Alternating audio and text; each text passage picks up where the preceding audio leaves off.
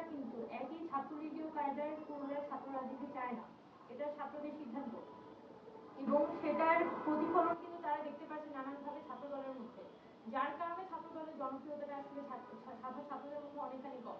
এবং আমরা যখন বা আমি যখন কথা বলেছি, আমি বারবার কিন্তু এই কথাটা বলার চেষ্টা করেছি যে ছাত্র দলের আসলে উপলব্ধি করতে হবে যে তারা যে ফর্মেটে আগের পলিটিক্সটা করতে যাচ্ছে সেটা সাধারণ ছাত্ররা এরকম রক্ত জীবন দেওয়ার পরে কখনোই আর একসেপ্ট করবে না, বরং যেটা হবে সময়ের সাথে তারা আসলে জনপ্রিয়তা হারাবে।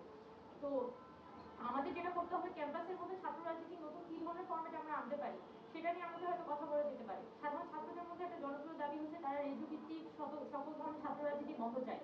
তো আমরা তো এই প্রসঙ্গগুলোকে অ্যাড্রেস করি না, আমরা এড়িয়ে গিয়ে কমপ্লিটলি এখন আসছে শিবির আর ছাত্রদল, আগামী কাল হয়তো অন্য কোনো ছাত্র সংগঠন ছাত্রদল শিবির এদের মধ্যে ক্র্যাশ হিসেবে দেখানো হবে। ক্যাম্পাসের সমস্যাটা আসলে দলীয় ক্র্যাশ না, ক্যাম্পাসের সমস্যাটা হচ্ছে ছাত্র রাজনীতি ইটসেলফ।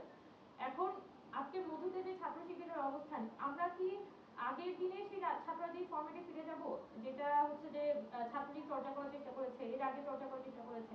মধুর কেন্দ্রিকের হয়তো এক ধরনের পলিটিক্সের হাত বাড়ানোর চেষ্টা হচ্ছে, কিন্তু ঢাকা বিশ্ববিদ্যালয়ে তো যেটা দরকার ছিল যে ঢাকা বিশ্ববিদ্যালয়ের ছাত্র রাজনীতির ফরম্যাটটা আসলে কি হবে সেটা প্রশাসন কর্তৃক একটা ডিসিশনের মধ্যে আসা এবং সাধারণ ছাত্রদের কনসেনসাস নিয়ে এখানে একটা প্রপার ফরম্যাট দাঁড় করানো।